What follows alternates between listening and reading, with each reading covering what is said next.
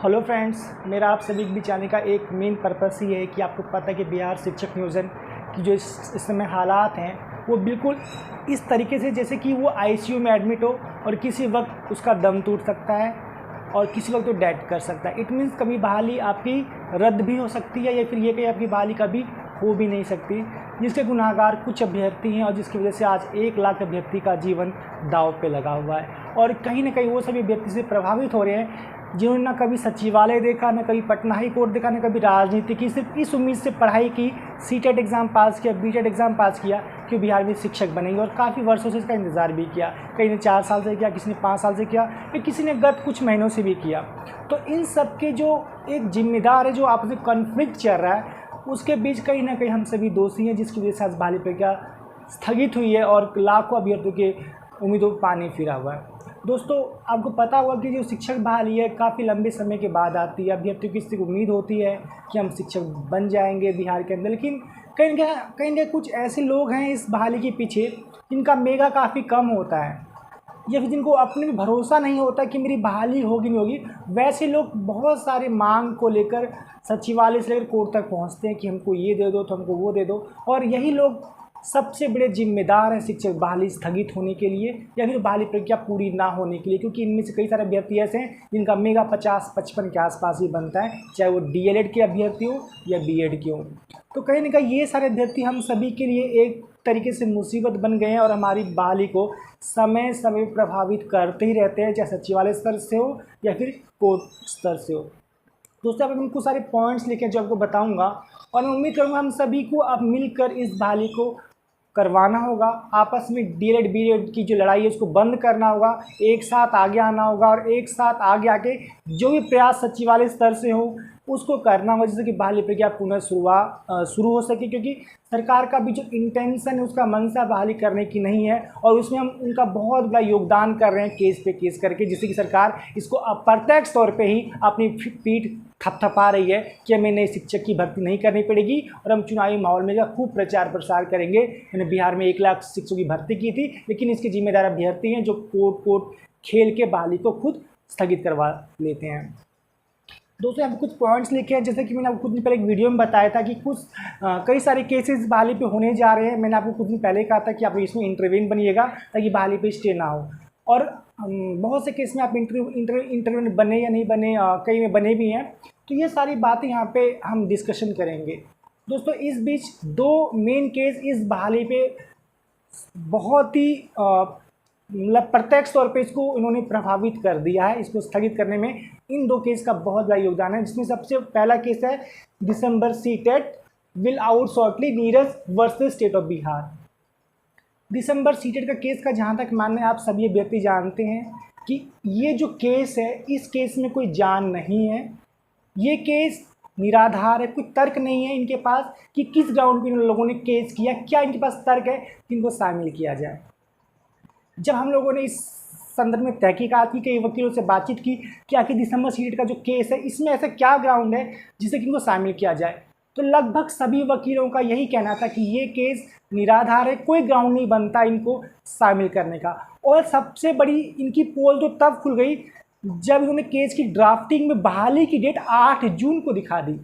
यानी कि उन्होंने सबसे बड़ी गलती वहाँ पे ये कर दी कि कोर्ट को पूरी तरीके से गुमराह कर दिया इन्होंने कि बहाली का विज्ञापन 8 जून 2020 को निकला है, जबकि असलियत यह कि बहाली का विज्ञापन 5 जुलाई 2019 को निकला हुआ है। यानी कि इन्होंने जज महोदय को कन्विंस करने में कामयाब रहे ये कह के कि बहाली का विज्ञापन 8 जून 2020 को निकला है और इस बीच दिसंबर में सीटेट होता है और इसको शामिल नहीं किया जाता है, जिसको देखकर जज को भी यही लगा कि वहाँ की बात में दम है, क्योंकि अगर बहाली जून की और दिसंबर बीच में एग्जाम होता है उसको शामिल ना करना तो क्राइटेरिया में चेंज का क्वेश्चन होता है।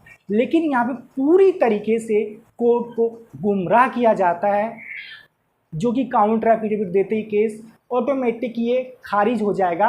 और इस बीच कुछ लोग ऑडियो डाल के अभ्यर्थियों से कहते हैं केस मजबूती करने में हमारी सहायता करो, मतलब वो अभी भी लाखों रुपए की कमाई करना चाहते हैं जिससे कि वो अपना बैंक बैलेंस बढ़ा सके और अभ्यर्थियों को बाद में ये कह सके कि आपने आर्थिक सहयोग नहीं किया, इस वजह से हम केस हार गए। और केस हारना इसमें तय है, ये अटल सत्य है। केस इनका 101% डिसमिस होगा। आज आप अपनी कॉपी में नोट डाउन कर लें। कल जब आपका केस डिसमिस नहीं होगा तो आप मुझे जो मर्जी वो कह लीजिएगा, मैं हर बात सुनने को तैयार हूँ। इतना आज कह देता हूँ टंकी की चोट पे कि दिसंबर सीट का केस 4 सितंबर को डिसमिस होना तय है। लिख लें इस बात को आज आप। दोस्तों अगला पॉइंट हम डिस्कस करते हैं, BEd versus DElEd conflict is turning point. दोस्तों शुरुआत से एक मुद्दा बीएड डीएड के बीच लड़ाई का रहा। बीएड अभ्यर्थी कहते हैं कि जो प्राथमिकता है ये क्यों दी गई, कहीं पे इसका जिक्र नहीं है प्राथमिकता देना, जिस वजह से बीएड डीएड में एक तरह से लड़ाई ठन गई जब से प्राथमिकता का लेटर आए। वहीं डीएलएड का ये भी कहना है कि प्राथमिकता हमारा मिलना तय, क्योंकि हम लोग प्रशिक्षित हैं, बीएड अप्रशिक्षित है। मैं इस मुद्दे पे ज़्यादा नहीं बोलूँगा क्या है कौन क्या नहीं है, मैं इतना कहना चाहूँगा वर्तमान के जो हालात है उस पर हम लोग क्या कर सकते हैं। दोस्तों इस मैटर जो केस किया गया बीएड और डीएड पे, तो यहाँ पे इस पता होना चाहिए आपको कि इस केस से भी इस बहाली पे प्रत्यक्ष और प्रभाव पड़ा है, और इस बहाली में स्टे होने में इस केस का बहुत बड़ा योगदान है। क्योंकि Neeraj versus state of Bihar का केस से इस पर स्टे नहीं लगा था, बस नियोजन पत्र देने पे स्टे लगा था। लेकिन इस केस से जो आपका प्रायोरिटी का केस है, इस केस से तो पूरी बहाली प्रक्रिया ही स्थगित कर दी गई, क्योंकि यहाँ पे मेरिट सूची बनाने पर ही रोक लगा दी गई, जिससे कि लाखों अभ्यर्थी बहुत परेशान हो रहे हैं। उनको ये लग रहा है कि बहाली शुरू कब होगी और क्या इसका अंजाम होगा। दोस्तों ऐसे में हम सभी को मिलकर एक साथ काम करना होगा और कोई ना कोई एक रास्ता निकालना होगा जिसकी बहाली प्रक्रिया पुनः शुरू हो, और इसमें जितना जल्द हो सके उतना जल्द इसमें पहल करने की आवश्यकता है। नहीं तो फिर ये चुनाव की भीड़ चली जाएगी और हम सभी के सपने बिल पे पानी फिर जाएगा। दोस्तों अब एक बात मैंने यहाँ पे और लिखी है कि election code of conduct is in second week of September, यानी कोड ऑफ कंडक्ट का मतलब यहाँ पे आचार संहिता से है, जो कि सितंबर के दूसरे सप्ताह में लग जाएगा। यानी कि दूसरे सप्ताह में आचार संहिता लग जाती है, तो शायद हो सकता है कि कोई भी प्रक्रिया उसके बाद ना हो, जिससे कि हमारी बहाली भी इसमें शामिल है और इसको सरकार इस चीज़ को ठंडे बस्ते में डाल दे और ये है कि हम इसको चुनाव के बाद देखेंगे। ये भी चुनाव के बाद क्या हुआ, किसकी सरकार बनेगी किसकी सरकार नहीं बनेगी, ये भी एक बड़ी बात है। क्योंकि मैंने एक एग्जांपल देखा है कि जब यूपी के अंदर योगी की सरकार बनी थी, उन्होंने सारी योजनाएं जो अखिलेश यादव की थी बंद कर दी, सारी भर्तियां उनकी रद्द कर दी जब योगी की सरकार यूपी में बनी। तो हो सकता है कल को नई सरकार बन जाए बिहार में, ये सारी प्रोसेस को रद्द कर दे, फिर एक नई प्रक्रिया के तहत बहाली करे या वो भी ना करे। तो कहीं ना कहीं हम सभी अपने पैर पर कुल्हाड़ी मारने को तैयार हैं इस चीज़ को लेकर कि हम आपस में बीएड और डीएड जो इतना बड़ा आपस में लड़ाई कर रहे हैं, इसके जिम्मेदार हमारे साथ साथ बिहार के लाखों अभ्यर्थी भी इस चीज़ को झेलने को मजबूर हैं, वो भी इस चीज़ के भुक्तभोगी बन रहे हैं। दोस्तों यहाँ पे एक चीज़ और पता होगा कि प्रायोरिटी इश्यू और BEd in primary is in supreme court of India. जो सेम आपका मैटर उत्तर प्रदेश में भी है, बीएड डीएड की जो लड़ाई है, और इस को लेकर भी सुप्रीम कोर्ट इंडिया में याचिका दायर की गई है, जिसकी सुनवाई 9 जुलाई यानी कल थी और अगला डेट इसका 14 जुलाई को है। तो इस बारे में जो मैंने जानकारी प्राप्त करनी चाहिए, तो ये मैटर काफ़ी हद तक बिल्कुल बिहार के सिमिलर है, बिल्कुल बिहार के जैसा ही वहाँ का ये भी समस्या है। तो ये मामला सुप्रीम कोर्ट ऑफ इंडिया में, मुझे उम्मीद है यहाँ से कोई ना कोई पॉजिटिव जो भी न्यूज़ आएगा, ये जजमेंट आएगा, वो हम सभी को मान्य होगा, जो फैसला किसी प्रकार का ही क्यों ना हो। क्योंकि सुप्रीम कोर्ट ऑफ इंडिया का जो फैसला एक तरह से कानून होता है, वो भारत के सभी राज्यों में लागू ऑटोमेटिक हो जाएगा। लेकिन इस बीच हमें आपस में डीएलएड और बीडब्ल्यूडी को आपसी तालमेल बनानी बहुत ज़रूरी है, बजाय एक दूसरे को फेसबुक पे व्हाट्सएप पे गाली देने के, अशब्द कहने के अमर्यादित शब्दों का प्रयोग कर रहे हैं। क्योंकि हम लोग शिक्षक हैं और शिक्षक की भाषा क्या होती है इसको हम सभी को बिल्कुल ही सही से डिफाइन नहीं कर पा रहे हैं, जो कि बहुत ही ज़्यादा गलत अपने आप में है दोस्तों। और ये बात हम देखी जाए सुप्रीम कोर्ट ऑफ इंडिया की, तो मैंने यहाँ पे जो इस केस को डील कर रहे हैं, यानी कि जो जिनके पास ये केस है सुप्रीम कोर्ट ऑफ इंडिया, मैंने उन वकील से सामने बातचीत की व्हाट्सएप पे, और उन्होंने मुझे आज का समय दिया, बातचीत करेंगे क्या इस केस का जजमेंट कब तक आ सकता है। और मैं इतना ही पूछूंगा सर इसका जजमेंट कब तक आएगा और क्या इसमें पॉसिबिलिटी है इस केस की, तो उनसे बातचीत करूँगा, जो भी होगा आपको मैं अगली वीडियो में बता दूँगा दोस्तों। तो ये सारी बातें आप यहाँ देख रहे हैं। साथ ही मैंने एक यहाँ पॉइंट ये भी लिखा है कि students are in depression due to student recruitment. बहुत से अभ्यर्थी के फ़ोन आपके पास भी आते होंगे, या आप उनमें से भी एक अभ्यर्थी जो कि डिप्रेशन में, तनाव में, बहाली स्थगित होने के कारण। और मेरे पास भी बहुत सारे फ़ोन्स आते हैं और लोगों के पास भी आते होंगे फ़ोन जो कि बिहार के शीर्ष नेतृत्व करता है, जिन भी अभ्यर्थियों को भरोसा है कि आखिर इसका समाधान क्या हो, क्या हम सही मिलकर इस बहाली को मतलब ऐसे बर्बाद होने दें, या कोई एक विकल्प निकाले आपस में मिल बैठ करके और इस बहाली को बचा लिया जाए, जिससे कि लाखों अभ्यर्थियों का जीवन बर्बाद होने से बच सके। बहुत से व्यक्ति ऐसे हैं जिनकी आखिरी वैकेंसी थी, जिनकी उम्र सीमा एकदम लास्ट स्टेज में थी, इसके बाद वो किसी शिक्षक नियोजन का फॉर्म तक नहीं भर सकते, जिनका एज एक्सपायर होने वाला है। कई का ऐसा है कि टीटी की वैधता समाप्त होने वाली है, या और भी कई सारे इश्यूज हैं जिनके लिए बहाली बहुत ही महत्वपूर्ण है, जिसके लिए हम सभी को मिलकर इसका कुछ ना कुछ समाधान निकालना होगा। नहीं तो फिर ये बहाली अब मुझे ऐसा लग रहा है कि आईसीयू में भर्ती है और किसी वक्त अपने दम तोड़ सकती है। तो इसलिए हम सभी को आपसी मतभेद बुलाकर इस चीज़ के लिए एक ना एक विकल्प निकालना बेहद जरूरी है कि बहाली प्रक्रिया हो, इसके लिए चाहे कुछ भी करना क्यों ना पड़े। दोस्तों अगला पॉइंट लिखा है कि know employment NPE 2020 coming shortly. NPE का मतलब यहाँ पे नेशनल पॉलिसी ऑफ एजुकेशन, जिसे हम राष्ट्रीय शिक्षा नीति कहते हैं। यानी कि जो राष्ट्रीय शिक्षा नीति का ड्राफ्टिंग वो बनकर तैयार है। जब भी पार्लियामेंट का सेशन होगा, या फिर ये भी कहें जब ये पास हो जाएगा, तो बहुत जल्द पूरे देश में लागू हो जाएगा। और इसमें इतने सारे प्रोसेस दिखाए गए हैं कि शायद ये बात बिल्कुल सत्य कही है रमेश निशंक पोखरियाल जी ने कि आईएएस बनना आसान है लेकिन शिक्षक बनना आसान नहीं है। जिसके पीछे मुख्य वजह यही है कि ये जो शिक्षक की प्रक्रिया होगी राष्ट्रीय शिक्षा नीति के अंदर, वो कई सारे चरणों में होगी और सभी चरणों को पास करना अपना में एक डिफ़िकल्टी लेवल से भी ज़्यादा टफ होगा।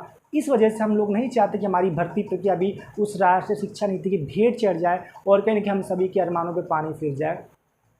साथ ही यहाँ पे मैंने कई सारे अभ्यर्थियों से बातचीत की भी, बीएड अभ्यर्थियों से, पिटिशनर से भी, कि आप लोग इस केस को विड्रॉ क्यों नहीं करते। मैंने देखा कई लोग फेसबुक पे भी ये बात लिखते हैं कि केस विड्रॉ होना चाहिए, जिसकी अगेंस्ट में एक ही क्वेश्चन उठता है बीएड कैंडिडेट्स की तरफ से कि जब तक प्रायोरिटी नहीं हटेगी हम लोग केस विड्रॉ नहीं करेंगे, या हम ये कहें कि जब तक प्रायोरिटी का लेटर रद्द नहीं हो जाता हम केस विड्रॉ नहीं करेंगे।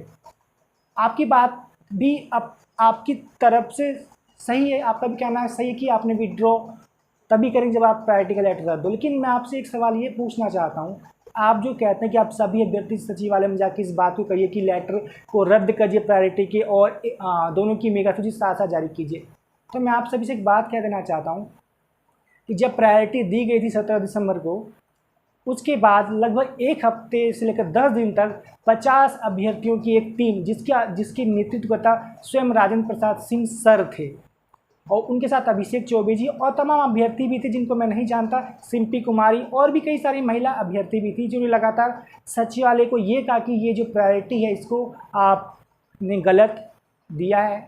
इवन जो कैंडिडेट डीएलएड उन्होंने केस भी इनका डिसमिस हुआ है पटना हाईकोर्ट में, बावजूद इसके आपने इसको रद्द क्यों नहीं किया, प्रायोरिटी को क्यों इनको दिया। लेकिन सचिवालय अपने बातों पे अड़िग रहा और कहा कि हम इसको नहीं हटाएंगे, ये हमारा पॉलिसी मैटर है।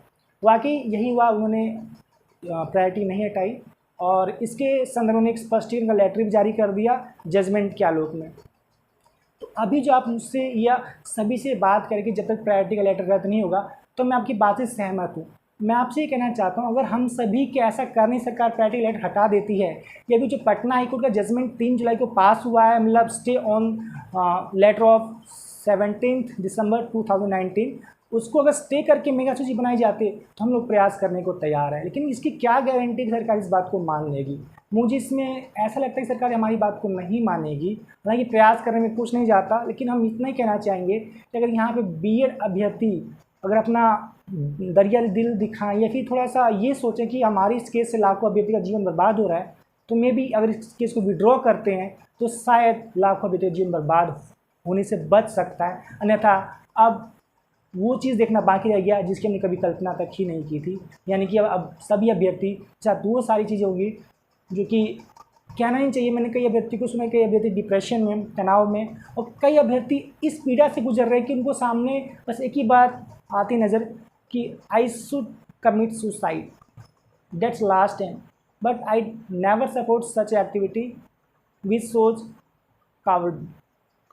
तो ये सारी बातें तो हम लोगों को स्टूडेंट्स को इन सब से रोकना होगा, उनको ऐसे ही तनाव से बाहर निकालना होगा, इसका बीच का रास्ता निकालना होगा। अगर लगता है सचिवालय में जाके हम लोग को दबाव बनाना चाहिए, तो मैं दोनों अभ्यर्थी से बात कहना चाहता हूँ, चाहे डीएलएड को बीएड को, आप सचिवालय में जाइए और ये उन पर दबाव बनाएं कि आप भर्ती चालू कीजिए। आपको भर्ती रोकने को किसी कोर्ट ने नहीं कहा है कि आपने भर्ती स्थगित किस प्रकार से कर दी। भर्ती स्थगित करना कहाँ तक सही है। और आपको मेगा सूची अगर पटना हाईकोर्ट ने कहा है कि अलग अलग बनाने को दोनों का, मतलब कि आप दोनों का साथ बनाइए, तो साथ बनाइए, लेकिन आप भर्ती क्यों स्टे कर देते हैं, ये तो कोर्ट ने आपको नहीं कहा।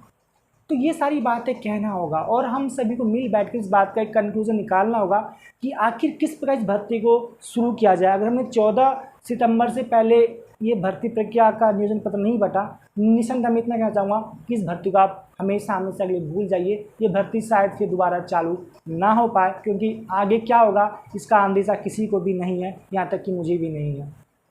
अगला पॉइंट है, who are responsible for 94,000 students career. कौन जिम्मेदार है 94,000 अभ्यर्थियों की ज़िंदगी के।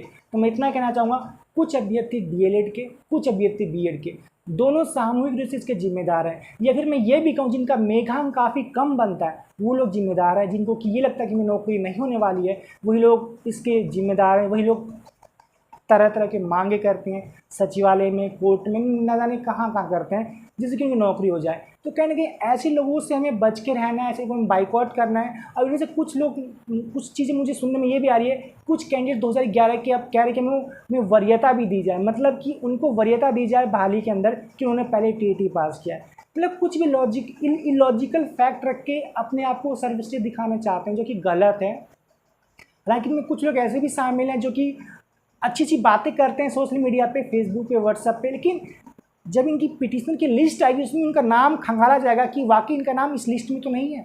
तो यही कुछ लोग भी हैं, साथ ही और भी लोग जो बाद में पास हुए हैं, जो कि बहाली के लिए एक तरीके से काफ़ी नुकसानदेह हैं, जो कि बहाली होते नहीं देखना चाहते। ये लोग ही अभ्यर्थी को गुमराह करते हैं, डाइवर्ट करते हैं और तमाम मुद्दों के लिए उनको उकसाते कि ये मांग कीजिए, वो मांग कीजिए, जिससे कि मेरी नौकरी एटलीस्ट हो जाए, बाकी की हो ना हो मुझसे कोई वास्ता नहीं है।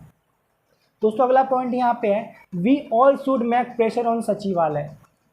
दोस्तों सभी को डीएलएड बीएड कैंडिडेट्स को सचिवालय में दबाव बनाना चाहिए। हालांकि अभी सचिवालय बंद, लॉकडाउन लगा है पटना में, बट फिर भी वहाँ पे कोई पहुँच सकता है। ये सोशल मीडिया के थ्रू, ये ट्विटर के थ्रू, किसी भी एक सोशल मीडिया प्लेटफॉर्म के थ्रू हमारी बात सरकार तक पहुँचनी चाहिए कि आपने बहाली प्रक्रिया स्टे क्यों किया। ऐसा ऑर्डर में कहीं नहीं लिखा है, जिससे कि हमारी बहाली प्रक्रिया शुरू हो जाए और जो हम सभी का आपस का कॉन्फ्लिक्ट है बीएलएड डीएलएड का, इसको ख़त्म करना ही होगा। अन्यथा बहाली मुझे होती हुई नज़र नहीं आ रही, क्योंकि इस तरीके से आपस में लड़ेंगे कोई भी एक पक्ष कभी संतुष्ट नहीं होगा, वो हमेशा एक दूसरे के खिलाफ ही रहेगा, जिससे कि बहाली पे प्रत्यक्ष रूप से प्रभाव पड़ना तय है। दोस्तों अगला पॉइंट लेकर आए, there should be compromise between DElEd BEd and case should be withdrawn. यहाँ पे एक बात पुनः मैं कहूँगा, यहाँ पे कंप्रोमाइज़ होना चाहिए दोनों डीएलएड बीएड स्टूडेंट के बीच, और केस को विड्रॉ करना है, मतलब केस को लेना ही सबसे बेहतर विकल्प है। यहाँ पे इन अभ्यर्थियों को फाइनेंशियली दिक्कत हो सकती है, जो उन्हें केस के उनको लाख रुपया इस केस में लगा है, मैं इस बात को स्वीकार करता हूँ। अगर मैं चाहता हूँ केस वापस लें तो हम सभी अभ्यर्थी विचार करेंगे उनको कंपनसेशन देने के, यानी कि मुआवजा जो उनका रुपया खर्च हुआ है उसको हम लोग अभ्यर्थी चाहेंगे मिलकर सभी अभ्यर्थी जो भी हुआ है उसकी भरपाई करें, जिससे कि हमारी बहाली शुरू हो जाए और इस पर कोई दिक्कतें ना रहें। तो इसलिए मैं आपसे इतना ही कहना चाहूँगा कि आपस में लड़िए मत। इसका फ़ायदा तीसरा पक्ष उठा रहा है। इससे पहले आपका एनआईएस पक्ष इसका फ़ायदा उठा रहा था, अब दिसंबर सीटेट इसका फ़ायदा उठा रहा है। न जाने आगे कौन कौन इसका फ़ायदा उठाएगा हमारी आपसी लड़ाई का, और हम लोग बस लड़ते रहेंगे, कोई तीसरा पक्ष यहाँ पे एंट्री मारता ही रहेगा। तो बजाय इसके बेहतर है कि हम सभी को एक साथ एक मंच पाके आपसी गाली गलौज की भाषा छोड़ के ये बस सोचना चाहिए कि बहाली कैसे हो। अगर आपको लगता है कि प्रायोरिटी का लेटर सचिवालय से ख़त्म हो सकता है, या फिर ये वहाँ से मतलब गवर्नमेंट जो पटना की जजमेंट के हिसाब से मेरिट बना सकती है, तो प्रयास कीजिए, प्रयास करने में क्या जा रहा है। लेकिन मुझे लगता है कि ऐसा प्रयास ही कुछ दिन पहले राजेंद्र प्रसाद सिंह के द्वारा भी किया गया था, हालांकि सचिवालय इस बात को नहीं माना। फिर प्रयास कीजिए आप लोग, हम लोग बहाली के समर्थन में, लोग बहाली चाहते हैं और कुछ नहीं चाहते हैं। मैं इतना कहना चाहूँगा, जो हमारी किसी पिटिशनर है, स्पेशली हरिराम कुमार, राहुल शर्मा और न जाने जितने भी अभ्यर्थी जिनके नाम मैं नहीं जानता हूँ, वर्षा रानी या फिर जो भी हूँ, कि आप लोग think over it, what we are going to do with the career of more than 90,000 students. Should we withdraw our case? Think over it. Introspect yourself. What we are going to do? अपने आप को आप चिंतन कीजिए कितना सही हम लोग करने जा रहे हैं। और मैं इतना कहना चाहूँगा कि please withdraw your case as soon as possible, because इतने अभ्यर्थी का लाइफ बर्बाद होने जा रहा है हमारी आपसी लड़ाई से। सोचिए, विचार कीजिए और बहाली होने दीजिए। दोस्तों अगर मेरी बात से आप सहमत हैं तो मुझे बता दीजिएगा। अच्छा लगे तो वीडियो को लाइक कीजिए, शेयर कीजिए और चैनल पर नए तो सब्सक्राइब भी कीजिए। Thank you.